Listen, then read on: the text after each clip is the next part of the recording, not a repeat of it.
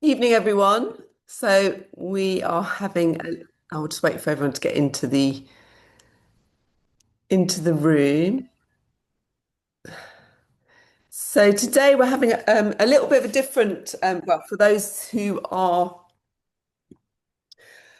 new to us on a 5-day program, you won't know any different, but usually we have a kind of group call. But what we're doing differently today is we're having two women from the community who've been in the community, I think, since about September last year to discuss their kind of journey on the program. So let me get more people in. Hang on, no, everybody's joining. Let me make sure everyone's all in. So if you can keep your audio off, but have your cameras on, just because it's a little bit more friendly. Um, and then I'm going to, yeah, yeah, Belinda, yeah, I'm going to invite Krishna on. How do I do it? Make co-host. There you go. And then where is me? Like a spotlight for everyone. And then we should see and spotlight. And so you should just see me and Krishna in the main. Can you all see that? Thumbs up. Yeah, cool. So welcome to the Kickass Midlife Method podcast. So I'm joined this evening by Krishna, who is 45. Maybe no, you're 45. You are 45. And so you joined. You got two children. You live with your in-laws, sorry, and you're head of a department at school. So maybe you can start off by kind of giving us a little background as to, can everyone see Krishna as well? I've got somebody saying that they can't see Krishna. Yeah, everyone can. Um, Give us a little background about like what made you decide to join Kickass. What was your kind of main objectives? Hi everyone. So I think I got to the start of last year, start of 2025, thinking my weight has spiraled out of control. I'm feeling really sluggish. I just didn't have very much energy and just wasn't feeling very great about myself, about what I was wearing. I was never really happy looking in the mirror. And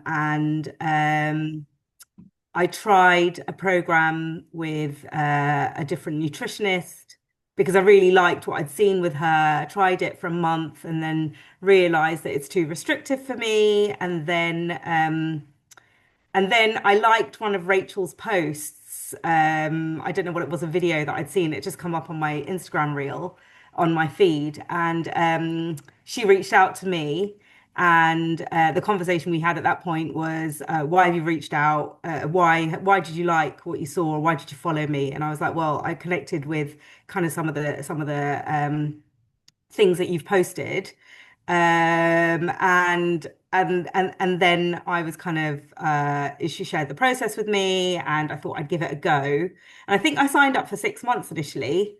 Yeah, And then within a few weeks, I'd started to already feel different and notice a difference. And then decided, and actually one of my friends had like said something to me in passing that, the winter's really hard and it's really good to have some accountability through the winter to get you through. And so I think I joined up in June and or end of May or something, and I would have finished by November. And I thought, actually, let me get through the winter, and that would have required a full year. So then I signed up for the full year. So yeah, yeah. I'm almost at a year, and I think I'm on through till August. Yeah. And so what was your kind of perception of, because what Krishna has done Krishna is one of our clients who actually trains in the gym. And I think you started straight off in the gym, didn't you? Um, Yeah, I'd already joined the gym and I'd had like a PT from the gym for a little while, but he was a young boy. He was like probably in his 20s, had zero clue about what I was feeling or doing or going through. So I gave him up straight away, but then carried on with the gym. Yeah, so yeah. I was in the gym, but actually it's a bit of an intimidating gym because it's a boxer's gym. It's really local to me. It's really small, but you get boys coming in there, young boys coming in there who are learning how to box. So that was a it was a bit And scary at how first.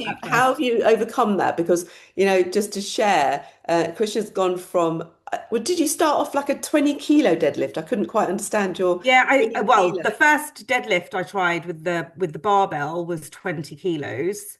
I realized quite quickly, but that was not until November. I'd been training for a little while with you, and then I had a go with the deadlift in November, and I started with just the bar. Realized, well, that's quite light. I can do that quite easily.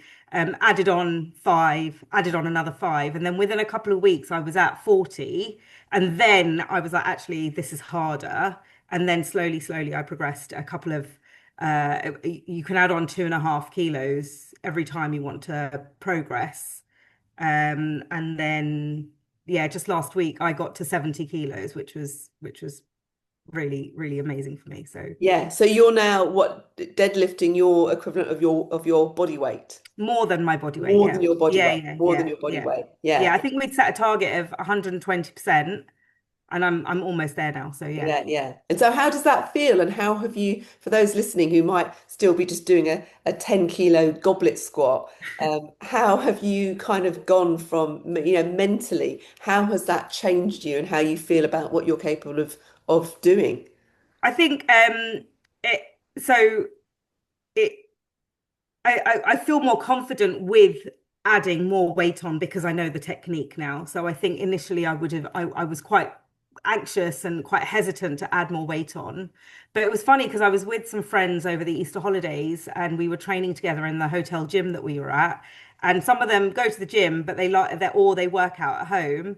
And I was with another friend who does train quite hard, and we were both pushing them, the other two, that actually you can probably, they were lifting 4 kilo weights to do rows, and we're like, it clearly looks too easy. And we doubled the weight, and they thought, no, no, no, I only do 4 kilos. How can you just double the weight?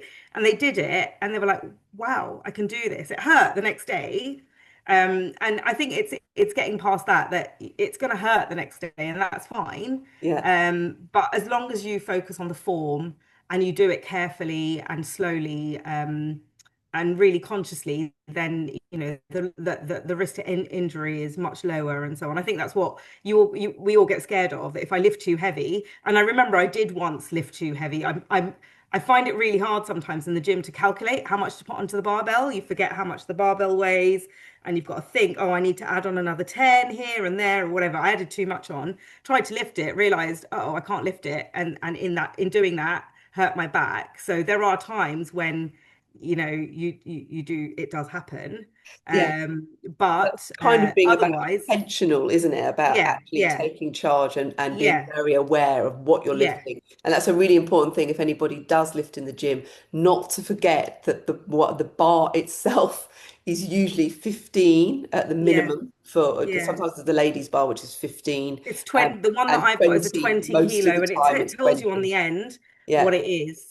Yeah. And I just remember just literally the other day, I sent Rachel a video of a different exercise that my husband had caught for me secretly. And I looked at it, and I had been really proud about how much I'd pushed on that leg press. But then I looked at the video, and I was like, oh, it doesn't look like I've got full kind of range of motion. And then you fed back straight away that actually I can see that your legs are kind of caving in a little bit. It's too heavy, clearly. And so, and the video, like sending you videos has also been helpful when I have been unsure myself about form. And I think someone just asked about that actually. How do you know Yeah. about your form? In the gym, we have mirrors as well. So I think when I'm doing a deadlift, I'm always trying to line myself up against the mirror to look to see kind of, Yeah. um, whether my knees are bent to the right angle, whether the bar is close enough to my legs, and all those things. I sent a video of some dumbbells the other day, some dumbbell bicep curls the other day, and when I look back at the video, even then I can see actually I'm swinging a bit more than I should be. So that videoing really helps, but I Yeah. then have to get someone to do it for me. Yeah, yeah, yeah. So always Yeah. remember, Krishna has been very good about that, about always videoing her stuff and sending it to me so that I can feed back and say, you just need to tweak this and tweak that. And so in general, you've lost 4 kilos, 2% body fat, but your waist and hips are massive change, like 11 centimeters from your waist Mm, 7 centimeters from your hips, and huge like strength PBs. So how have you managed the kind of uh, nutrition element of it? Because you're, hang on, you're veggie or I'm vegan? vegetarian. Yeah, You're I'm vegetarian. I vegetarian. eat eggs, and dairy. I just don't eat meat and fish. Yeah. And so for Um, people who think, oh, I can't cook separately from people, how can I possibly like lose weight? Like Krishna lives with her so in-laws I and live in a her kids, six-person household. 3 generations. We eat together, my kids, my in-laws, my husband, and I. We all eat more or less the same food, unless I know my kids are really not going to like what we're eating, and then I'll make them something different. But actually, what I really liked about the program was that it wasn't a restrict. There was just no restriction on the food.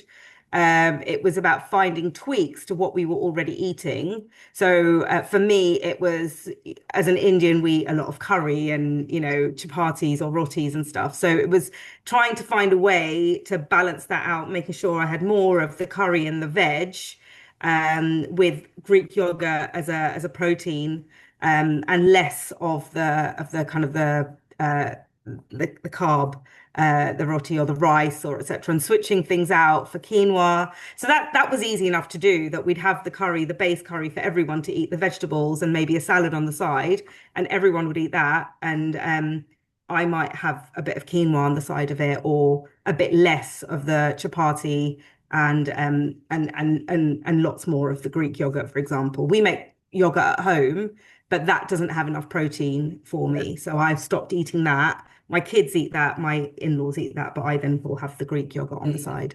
And what has been one of your breakthrough moments for you on this program, either in terms of a mindset shift or kind of physical or anything like that?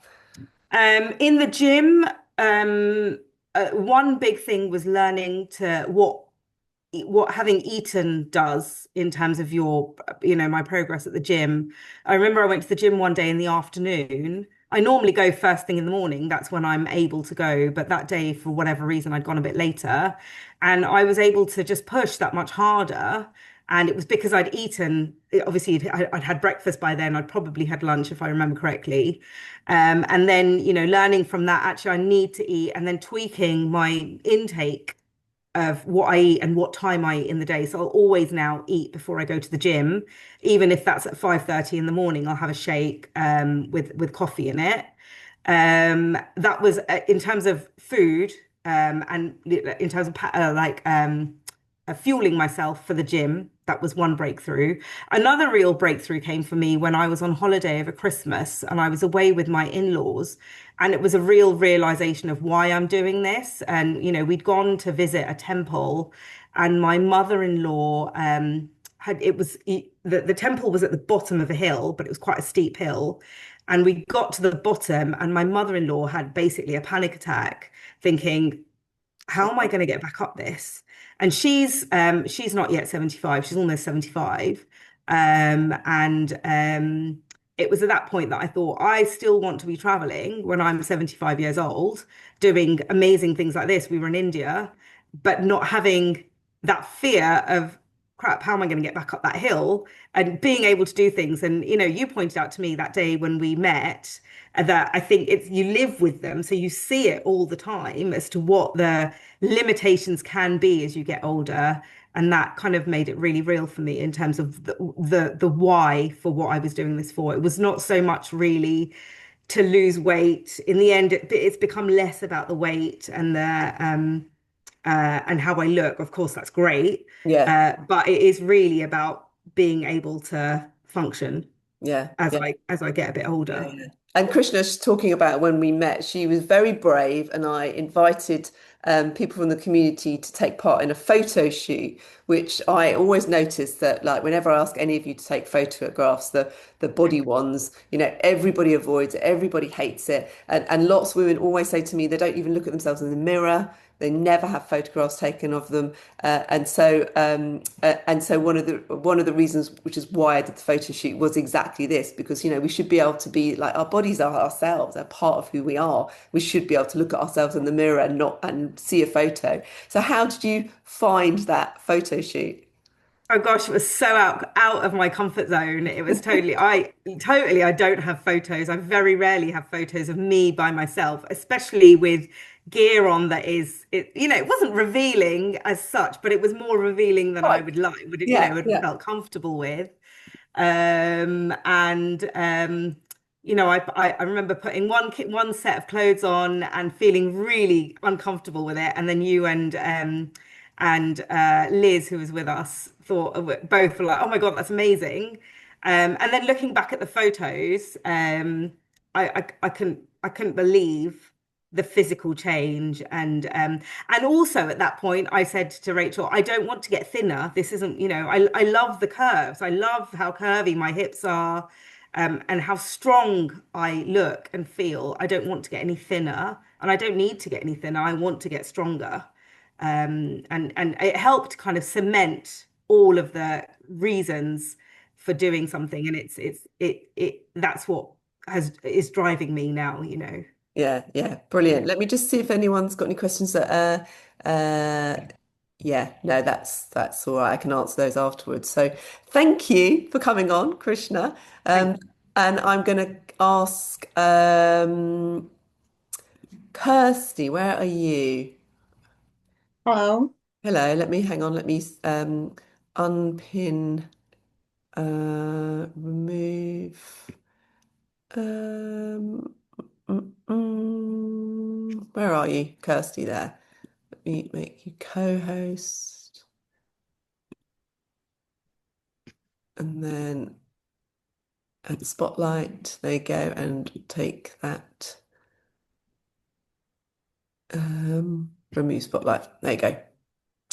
Right, Kirsty. So Kirsty has lost since she joined the program 13 kilos, so about 2 stone, about 6% body fat percentage, 11 centimeters off her waist, and again has really got PBs. I think your barbell squat, she's again somebody who's training in the gym, is 60 kilos. So you're squatting, that's probably your over your body weight as well, isn't it? About a kilo and a half under at the Yeah. moment. And a single leg press of 109 kilos. So just the only reason I'm saying this is just to show like how far you can get with your strength and conditioning and not to be scared about it because these women have developed from probably so where some of you are now to where they are. So give us a bit and you are yeah, give us a bit of background about why you initially joined. So, I've kind of had an interest in sports and athletic, being relatively active, I suppose, for my whole life. I used to do triathlon, I used to do quite a lot of rowing, etc., etc. But over the last 5 years, we've been fostering a little girl who's got very complex medical needs. And that has meant we've become far more sedentary. It's very difficult to get out of the house, and our time, our life isn't really our own a lot of the time.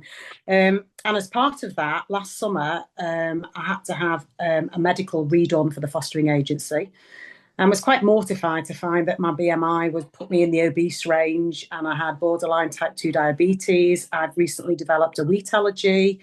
There was loads of stuff starting to happen with my health, which was quite alarming.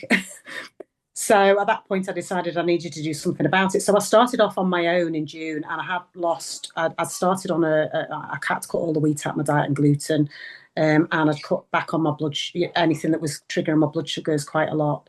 Um, but then I wanted some more guidance with it, and I wanted to add some exercise, and I'd done a bit of background research, and weights and strength was seemed to be the way to go, and I just needed some sort of guidance and focus on Yeah. what to do with it. Yeah, yeah. And just to let everyone know, you're 54 now, so you're also in that kind of postmenopause Yeah. area. And so what has been one of the more challenging things? Because actually what I've done with Kirsty, I don't know whether you found this challenging. I think you did it at the beginning, was we've gone from a deficit to maintenance, and then we went to surplus. Yeah. And Kirsty's first, what were your first first views when I said I'm going to put you on over your maintenance? Yeah, it was a bit sort of that is contradictory to everything I've really done throughout my whole life. Um, and a little bit scary, but I have to say that I trust you now. I've learned to trust the process, and if you know, and it's. I do say to people that they ask me because obviously I've lost quite a lot of weight. I think like 4.5 stone in total, and people are like, "Oh, what's your magic trick?" And I quite honestly eat more probably now than I was eating in volume more than I was eating when I was, you know, quite fair bit overweight a few years ago. Um, I just eat all the time, but it's good food and I enjoy it and I don't restrict myself. And it's almost like a bit of a magic trick, if I'm really honest. Yeah, yeah. And just to explain to anyone listening, like Kirsty's on a surplus because in order to actually grow muscle, you need to be able to fuel properly to be able to do those lifts. Otherwise, you can't do them. So actually, what we're doing is building more muscle. And by the same token, by doing that, you don't suddenly turn into Arnold Schwarzenegger because we just can't as women. So it's not that. It's just that actually your shape becomes even leaner, but you actually do not put on weight. You haven't put on weight, have you? No, and if anything, I think at one point you did put me on maintenance, but I was still losing a little bit because we hadn't tweaked the how much activity I was doing. So, in fact, I've been on a very slight deficit, I think, for the last few weeks, and that was at my request because I'm Yeah, going you on holiday go. for Yeah. weeks, and I want to see the muscles that I've built.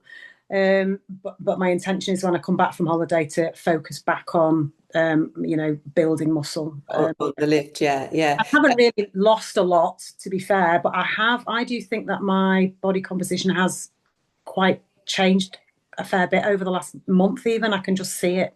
Well, a 6% change in body fat percentage is pretty massive. Um, uh, and borderline type 2 diabetes, that's gone, hasn't it? Yeah, my blood sugar seemed fine. I mean, I do need to get my annual check for those, but last time I was checked, that was all okay. But again, before I came onto the program, I was just basically not hardly eating any carbs. And you said to me, "Is that really, sustainable for?" So I'm not scared of carbs now, but the carbs that I eat are very, very different from the carbs I was eating before. Yeah. So as for anybody who's listening, who's been to some of these talks before, and including those people that were new this week, when I was talking about the quality of the carbohydrate in terms of the glycemic index, that's what we're talking about here, is like you absolutely must eat carbohydrates. But our generation has been taught to like be fearful of carbohydrates, but in menopause, perimenopause, you really need to think about the quality of how quickly that sugar is released into your bloodstream. So that's what we're kind of referring to here. And so what's been a kind of real breakthrough moment for you, physically, mentally? Um, well, two things really. One has been a bit like Krishna said, the nutrition, realizing that actually, restriction is not it's not the future. And I've lost the all or nothing mentality. I now know that if I particularly want one day, I particularly want to have something that I wouldn't maybe eat on a regular basis. I eat it, I flip and enjoy it. And then the next day I go, well, I had that yesterday and I enjoyed it and now I'm back on it again. And I don't throw it all away because, I felt before whenever I've tried to specifically lose weight, um, I've just felt almost very obsessive over it to a point that I couldn't think of anything else. And I would beat myself up if I felt that I'd failed. And I don't have that this time. I feel that I've got a much healthier relationship with food than I've probably ever had. Mm, mm. And the gym as well. I find that going to the gym helps me to focus. It's a bit of me time, and it's not always easy to juggle and get out of the house and stuff. But going to the gym and really focusing, and I find that as kind of my happy place now, really. And how have you embedded that into, because as you say, that it's always one of those struggles, isn't it, that we all face as women. It's like, how do you fit it in? How have you made, because there's always, pressures on our time. How have you made Yeah. sure that that has stuck to I, be I consistent? mean, it is tricky. The school summer holidays are going to be really difficult. I did find over Easter, really, if I wanted to go to the gym, I was having to get up and go at 5:15 in the morning to be back before the night carer finished at 7, which isn't ideal, but for me, it's about how much you want it. If you Mm. really want it, you'll find a way of doing it, even if it means you've got to get up at silly o'clock or whatever. Mm. For me, it's about prioritizing and prioritizing what is important to me, Yeah. and making sure I sort of find the time and juggle, and because everybody else in the house has to be happy as well. It's not all about me. Yeah. But there are ways of making it happen if it's important enough. Yeah, yeah. And lastly, maybe you can share a little bit about your skiing holiday and how your strength made you feel. If you'd have asked me about 3 or 4 years ago whether I thought I would be able to go skiing again with my two kids who are in their mid-20s now, I had creaky knees, one of which, I could barely walk down the stairs some days. My back was, not very happy with me a lot of the time. And then last autumn, I decided I'm going to go and book to take the kids away skiing again. We all went away in March. Um, and I don't know what it is about this program, because I don't do anything like the amount of cardio that I used to do. I used to row and stuff. And I'd hardly done any cardio. And I was thinking, oh, I might be strong enough, but am I actually fit enough to go and ski? And I literally skied for 6 days from the first lift in the morning till the last lift at night. And the kids were just absolutely gobsmacked. And, it was amazing. And a few years ago, that just would not have been possible. Yeah, yeah. Yeah. And actually, someone's asked what helped you get rid of the all or nothing mentality mindset, which we work quite a lot on to do that. What's your I tip think it on was how? having faith in the fact that in what I was in what you teach us, and what I was doing was actually working, and to lose some of that. I was always afraid of losing control. For me, I'm either fully doing something or I'm not doing it. I've always had a problem in life, really, in general, with that in between place between, it was either fully in control or fully out of control.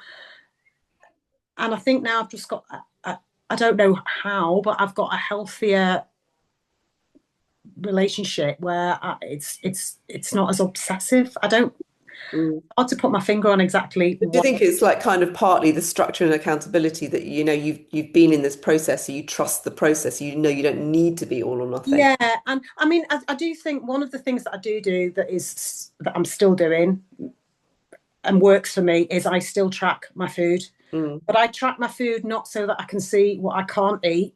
I like to track my food and then at the end of the day go, oh, I've got whatever left over in my bank, and I can go and have, and I'll tweak around with different foods and stuff until all my lines go yellow. That Yeah, all my protein goals, or sorry, all my macro goals. And so for me, I track food so that I can eat more, not so that I can eat less. yeah. And I find that really helpful. Yeah, Um, yeah, yeah, that's great. Well, thank you very much for coming on. So just before we finish for the evening, does anyone have any questions they want to ask? Come on, you can just turn your audios on and ask. You can ask like Krishna or Kirsty as well if they have anything. Or you can ask in the chat. Whatever you're more comfortable with doing is totally fine. And it can be, Rachel, yeah, sorry, go on, Jenny. yeah, can I ask a question? I've been in the program almost as long as Krishna, but as you know, worked out from home the whole time, and I'm delighted with everything going the way it is so far. But what I'm confused about is the difference in the talking of the weights from something like the deadlift. I mean, I know what I'm deadlifting at home, and what Krishna said, I was like, hang on, I've been in the program for as long as her, and the difference is huge compared to what I'm doing at home with weights. So why is it so vast? Well, you have access to more weights in the gym. So you're always going to have access to more weights. In the gym, you have machines. So often the gym programs, we will start on with machine weights because it builds a bit more confidence and you can naturally start lifting a lot heavier with a gym machine than you can do with free weights. So to a certain extent, that kind of helps you gain your confidence and already start, you can like sit in a machine and do a leg press already probably at 40 kilos, and then at home lifting a 40 kilo weight, you also therefore also have to hold it in your hands as well. So to a certain extent, your free weights are kind of more functional, but it means that you can't focus on one body part because you at home you've got to carry whatever it is you're lifting. So that's mainly the main difference. Also, Rachel, that so on my legs I can do that. My arms, my Yeah, shoulders are still it's the hardest thing I'm finding to build, yeah, and to build the strength on. So I still can't get past. I think I was doing dumbbell chest presses, and I'm finding my wrists are still really weak. I can't get past 15 kilos on my wrists. So is a marked difference yeah. between what I can do with my lower body and my upper Yeah, yeah. body. And that is why at home it's a little bit more difficult because you're asking to because to do a squat at home, if you haven't got a squat rack, you are having to also use your upper body. So you are going to you're going to always be lift less, but to a certain extent, it also means you're doing more compound movements on the whole body because you're having to lift it and hold it with your arms. Whereas if you're going to just sit in a machine, you'll only do your legs. So there Okay. are pros and cons to it, basically. Yeah, thanks. Yeah. Sounds like both tried different methods. It's really worked for you. What's Paula says it sounds like you've both tried different methods, but this has really worked for you both. You look amazing. What has helped the most? Have you got to help the most, Krishna or Kirsty? Finding a coach that understands what I'm going through, or what my at this age, etc., and really like just non-judgmental. Rachel's feedback's always been I still am hesitant to do the form. I'm still hesitant to do the measurements and stand on the scales. But then I send it through, and the only judgment that's coming is from me, not from Rachel. So I think that really helps as well. Mm, And the accountability yeah, is really important. yeah. Thank you. Is that it? And Kirsty said, eating and fueling properly and lifting heavy. I think that's a crucial one, which for this age demographic is fueling properly because people come into a program and you immediately, I mean, I still have people coming in and I'll say, and we'll have a big chat about, don't do, this hasn't worked, this massive deficit, it's not about a diet, don't do this, that hasn't worked. And then sometimes people come in and they'll straight away, I'll set people's macros and they will cut and cut. And people will be like, well, why are you doing 1,200 calories? It's so stuck in our head that it's a very difficult, it's a thing that we have to get over first to trust that actually fueling more, whilst it seems counterintuitive, actually works. Yeah, as Kirsty says, and tracking macros to eat more. It does give you a bit more awareness around nutrition and intention, so you're actually intentional about what you're eating and how that builds your bones, brain and body rather than undermines the growth of your bones, the growth of your muscles and the ability to function in society because you've got brain fog, not through hormone change, but actually because you just haven't eaten enough. So all of those come into play. Planning my food a day in advance where possible, tracking it all is really helpful too. Yeah, we did this. We did this on our for one of our challenges within our coaching group. We did 2 weeks or a week, 2 weeks, 1 week, where we got people to track in advance, which I mentioned the other day to those guys on the 5-day free, about inputting at the beginning of the day or the night before exactly what you're going to eat so that in advance and the decision fatigue is gone. You know that you're going to hit your macros. Um, Marina, it is challenging at first, but actually, if you want to change and you want to get the results, it's not something you have to do forever. But if you do it for a very short space of time and use that data, you'll soon see very, very quickly those things that are not kind of serving you right. And then once you have a better understanding of that, you can go off tracking completely. I've got some people who don't track at all, some who are on maintenance. It just does become easy. You just have to trust the process. Cool. Well, thanks very much to Krishna and Kirsty, and I hope that was useful to you all. And see you on the next one. See you later. Bye.